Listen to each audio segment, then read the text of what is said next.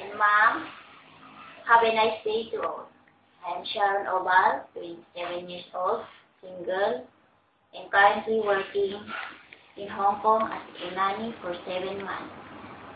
I wish to work in Canada as a live-in caregiver if there will be a chance of me in the future due to I am helping my family financial needs and for my better future. I am highly motivated, hardworking, and can work independently. I have developed analytical skills in taking care of children, such as fully attention, details, and possesses a good learning attitude.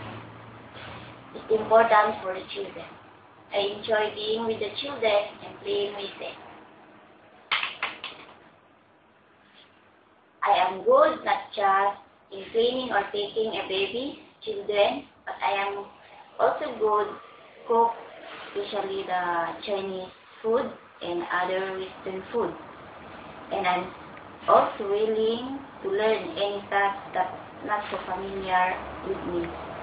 I am an honest person and love my position in Hong Kong, but I am ready for a new experience in Canada. If ever I can get a chance to work with your family, I am flexible with excellence and attitude and able to executive responsibilities efficiently. Thank you very much and hope to see you there.